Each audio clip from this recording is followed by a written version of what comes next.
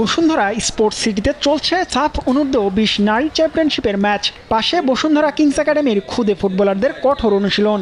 আগামী দিনের বয়সভিত্তিক দলে প্রতিনিধিত্ব করার লক্ষ্য নিয়ে কিংস একাডেমিতে অনুশীলন করছেন শত শত স্বপ্নবাজ খুদে ফুটবলার। তারা যে স্বপ্ন নিয়ে এখানে এসেছেন সে স্বপ্নের বাস্তব চিত্র দেখা যাচ্ছে বসুন্ধরা কিংস একাডেমির অনুশীলন মাঠে।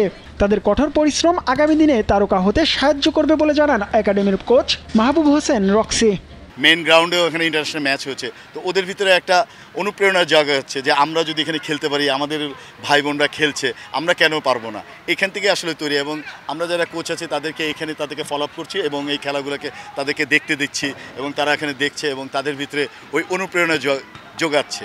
এখান থেকে ইনশাআল্লাহ তারা পরবর্তীতে যে এখানেই তারা রিপ্রেজেন্ট করবে। অনুশীলন করতে এসে কিংস একাডেমির ফুটবলাররা সাফ অনূর্ধ্ব-20 নারী চ্যাম্পিয়নশিপের জমজমাট লড়াই দেখছেন, হচ্ছেন অনুপ্রাণিত। আগামী দিনে এই মঞ্চে নিজেদের নিয়ে যাওয়ার জন্য প্রতিজ্ঞাও করছেন এই খুদে ফুটবলাররা। অন্যদেরকেও খেলতে দেখছি, ভালো লাগছে, সবাই ইমপ্রুভ করতেছে, প্রফেশনাল লেভেলে খেলছে।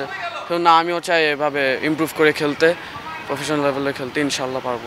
আমি আমার বাবাকেও কালকে বলেছি, বাবা আমি একদিন অনেক ভালো ফুটবলার হব ও আমি এ টিমে খেলবো, সবচেয়ে প্রথম টিম। একদিকে সাফের ম্যাচ, অন্য পাশে টার্ফে কিংস একাডেমির ফুটবলারদের অনুশীলন।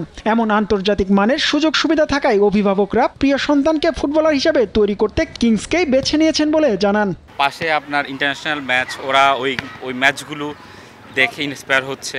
পাশাপাশি এখানে আপনার এই ক্লাবের যে ট্রেনাররা খুবই